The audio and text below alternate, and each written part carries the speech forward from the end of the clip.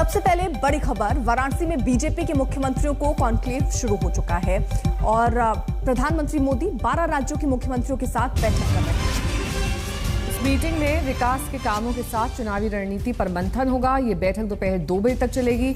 इसके बाद प्रधानमंत्री मोदी और सीएम योगी एक ही कार में बैठकर आगे के कार्यक्रमों में जाएंगे। लेकिन इस बीच आपको बता दें कि 12 सीएम 9 डिप्टी सीएम इस बैठक में हिस्सा ले रहे हैं।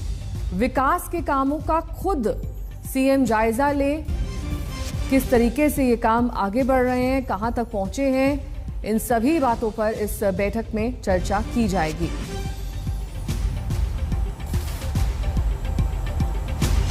तो बीजेपी शासित राज्यों के 12 सीएम यहां पर मौजूद हैं। मुख्यमंत्रियों के साथ प्रधानमंत्री नरेंद्र मोदी की बैठक चल रही है और जो बात लगातार बीजेपी की तरफ से कही जाती रही है कि जो भी काम हो रहे हैं उनको खुद सीएम उस पर नजर रखें, विकास के जो काम चल रहे हैं, क्योंकि इन्हीं कामों के आधार पर आने वाले चुनावों में उतरना है, जिसका संदेश प्रधानमंत्री नरेंद्र मोदी जब बनारस पहुंचते हैं तो खुद वो अलग अलग परियोजनाओं को देखने पहुंचते हैं, किस तरीके से वहां काम चल रहा है, गति क्या है विकास की, और यही प्रेजेंटेशन अब मुख्यमंत्री जो है वो सौंप रहे हैं कि किस तरीके की योजनाओं पर अभी तक काम हुआ है और आगे आने वाले समय में क्या योजना है।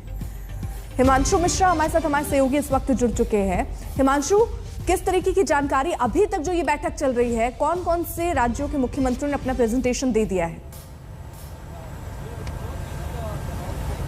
देखिए, पहले जो है विनय सहस्त्रबुद्धे की तरफ से जो है गुड गवर्नेंस को लेकर प्रेजेंटेशन दिया जाएगा। फिर भूपेंद्र यादव जो श्रम मंत्री हैं उनकी तरफ से एक प्रेजेंटेशन होगा कि काम को कैसे स्पीडी वर्क में किया जा सकता है और टाइम फ्रेम में किया जा सकता है। उसके बाद सभी राज्यों के मुख्यमंत्री एक एक करके जो है अपने राज्यों का फीडबैक देंगे और रिपोर्ट्स देंगे कि कैसे उनके यहाँ केंद्र सरकार राज्य सरकार की योजनाओं को ग्राउंड पे उतारा जा रहा है। लेकिन बड़ा सवाल यह है कि प्रधानमंत्री नरेंद्र मोदी चाहते हैं कि गति शक्ति का प्रोग्राम जिस तरीके से उन्होंने लॉन्च किया है, सभी मिनिस्ट्रियों का कोऑर्डिनेशन करके कि कोई काम किसी मिनिस्ट्री का है तो उसको कोऑर्डिनेशन कराया जाए, जिससे काम तेजी से हो और कोई भी फाइल जो है 1 से 2 दिन से ज्यादा जो है किसी मुख्यमंत्री की टेबल पे नहीं होनी चाहिए, ना किसी मंत्री की टेबल पे रुकनी चाहिए, क्योंकि अगर ऐसा होता है तो काम की रफ्तार जो है वो धीमी पड़ जाती है। और इसीलिए प्रधानमंत्री नरेंद्र मोदी की तरफ से एक चीज और जरूर कही जा रही है कि जो विकास के कार्य आप कर रहे हैं उसका ग्राउंड फीडबैक लीजिए, खुद जाइए, उसकी समीक्षा कीजिए, अगर कोई अड़चन है तो उसका समाधान कीजिए और अपने काम का प्रचार और प्रसार खुद कीजिए, संगठन को लेकर कीजिए, संगठन की सहभागिता के साथ कीजिए, क्योंकि संगठन की सहभागिता से अगर कोई काम किया जाता है तो उसको ग्राउंड पे तेजी से उतारा जा सकता है और उस काम का प्रचार और प्रसार भी किया जाता है।